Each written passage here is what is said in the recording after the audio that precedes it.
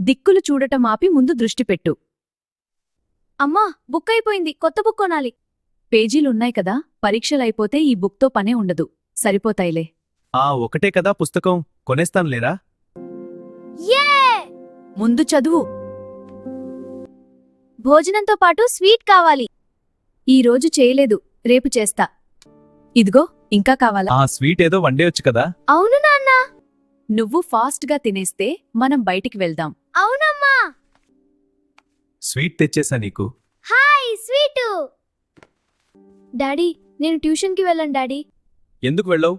బోల్డ్ fee కడుతున్నాం, వెళ్ళు. వెళ్ళొద్దు. నువ్వు, నాన్న, నేను కలిపి అష్టాచమ్మా ఆడుకుందాం. అష్టాచమ్మా. సరే అమ్మ. ఏంటి, నేను పంపిస్తే నువ్వేంటి వెళ్ళొద్దంటావు? నవ్వింది చాలులే కాని వెళ్ళు. వెళ్ళు. భయం ఉండట్లేదు ఈ మధ్య. ఎందుకుంటుందండి భయం?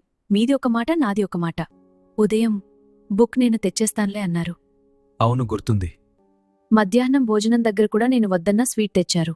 అవును. పిల్లల విషయంలో మీది ఒక మాట, నాది ఒక మాట అవ్వకూడదు. ఇద్దరం ఒకే మాట మీద ఉండాలి. అవును, నువ్వు చెప్పింది నిజమే.